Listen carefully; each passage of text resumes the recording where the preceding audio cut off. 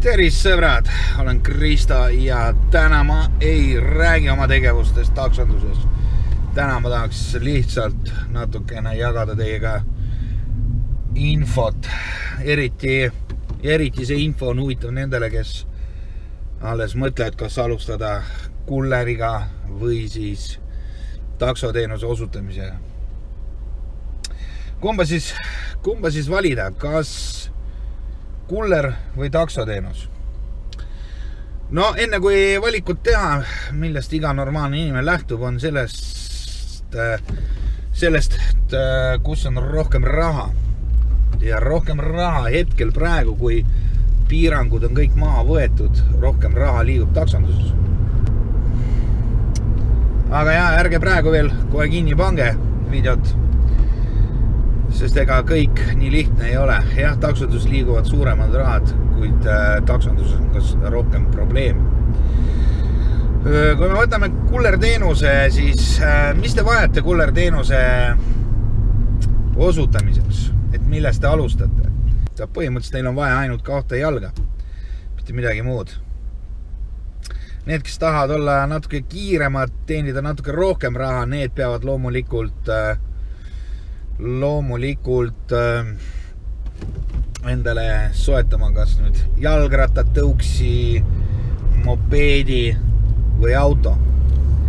Aga siiski, kuna seal kullerteenustes ei ole mitte mingit nõudmisi ühelegi nendest liikumisviisidest, siis auto ostmiseks teil on miinimum vaja 500 eurot. Tähendab, 500 euroga te leiate juba auto, millega on võimalik teostada kullerteenust. Rohkem ei olegi midagi vaja. Ja kõik tundubki lihtne. Alustage teenimist, soetage kott ja palun väga, te olete juba kuller. Nii, aga kui nüüd võtame ette taksonduse, esimene asi, mis teil vaja on üldse, et kaaluda taksojuhi ametit, on see, et teil peavad olema load vähemalt 2 aastat. Kui ma eksin, siis parandage, aga minu arust oli vähemalt 2 aastat. Järgmiseks teil on vaja soetada endale teenindajakaart läbi Mopo koos riigilõivuga. Olid seal ka mingid kulutused. Nüüd, kui teil on soetatud, tehtud teenindajakaart, teil on vaja sõidukit. Kõige minimaalsem sõiduk, mida te saate soetada endale, on hinna poolest kuskil 1500 eurot auto. Kui auto on teil soetatud, siis on vaja sellele autole teha sõidukikaart. See on läbi Mupo, jälle mingid rahad tuleb maksta. Kui nüüd sõidukikaart on teile väljastatud, siis te peate tegema endale taksokindlustuse. Ja taksokindlustus on tunduvalt kallim kui tavakindlustus. Seega, et alustada taksojuhi tööd, ma arvan, et teil alguses on vaja kuskil 2000 eurot, 2000-2500 eurot. Muidugi, võib ka minna teist teed pidi, et kui te olete endale saanud teenindajakaardi, siis on võimalus rentida autot. Kui te renti ei ole mõistlik, siis kui te teete seda hobi korras. Öeldakse ka see, et renti ei ole mõistlik ka siis, kui te teete täiskohaga seda asja. Aga siin võib vaielda.